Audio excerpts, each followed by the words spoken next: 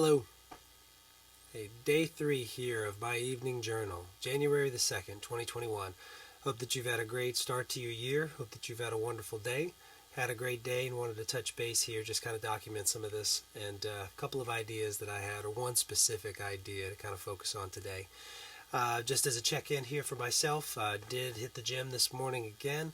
Had my miracle morning, all the phases of that, so everything's going well there. 3 for 3 on that streak continues.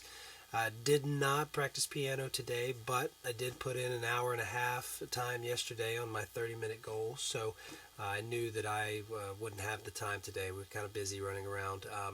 But I did do some mental practice throughout the day here, just trying to remember and keep fresh for when I pick it back up tomorrow. So, short check in today, but I wanted to touch in on a couple of things that were front of mind for me. And I guess the word that comes to mind for that is schedule.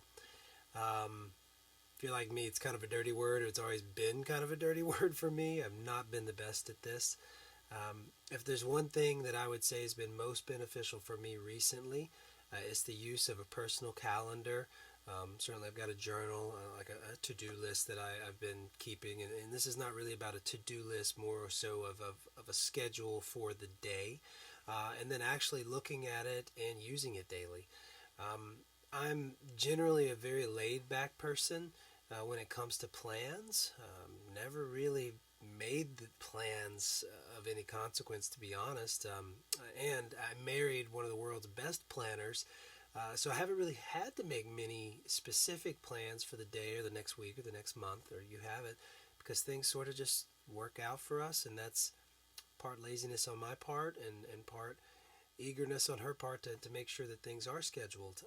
Problem with that is that I'd have moments of inspiration, like a great idea for something, or maybe something I could do as a surprise for my kids or for my wife. And I didn't have anywhere to really write it down or to put it because I didn't keep a calendar or a journal or anything like that.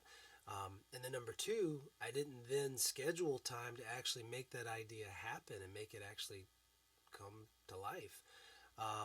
So one huge thing is simply something taking like maybe 20 minutes, 10 minutes, 15 minutes of time, maybe on a Sunday afternoon to just sit and think about what you'd like the week to be like.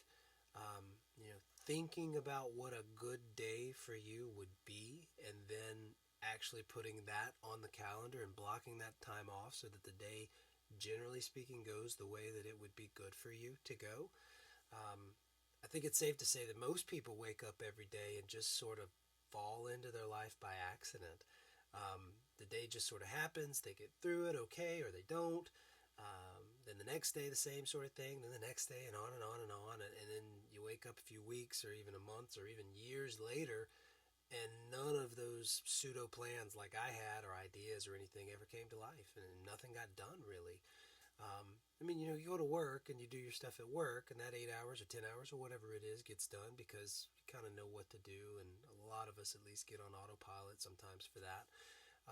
For me personally, I realized that I haven't really been present enough with my kids, just generally speaking. I'm with them all the time. Luckily, it's one of the things about with COVID and then with virtual learning and working at home and then Christmas break the last few weeks. So I'm around them a lot, but I haven't really focused on them specifically enough, or at least I didn't feel like it. Emily and I took some time last weekend to plan our date nights for the first quarter of the year. And then we also planned some specific daddy daughter and mommy daughter time so that we could focus on one of the girls each during at least 4 to 6 hours or so. So it's just us and them. I also figured out that by using my calendar more effectively, whatever I am doing at any given time is much more likely what I wanted to be doing or needed to be doing, and that makes it much more likely that I can focus on it and not have 20 other things going on in my head. It's just a better situation.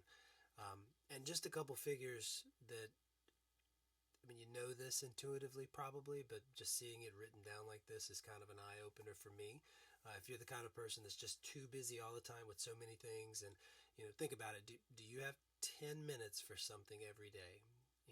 Maybe you have a little more. Maybe you have 15. Maybe you have 20, 30, an hour.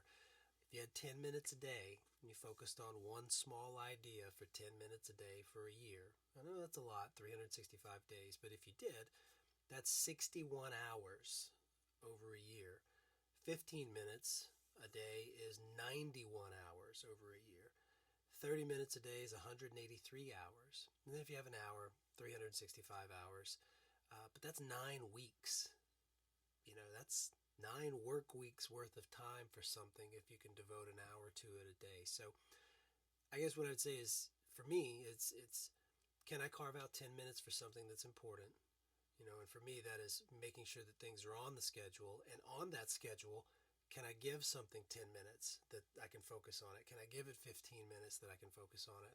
Much more likely to get those things done. And again, much more likely to focus on the important things if I'm the one who took the time to put them on that calendar. So, just thoughts. This is really just reinforcement for myself, because it's not my nature to want to plan days. I'm kind of a laid back person. Things just sort of go the way they go.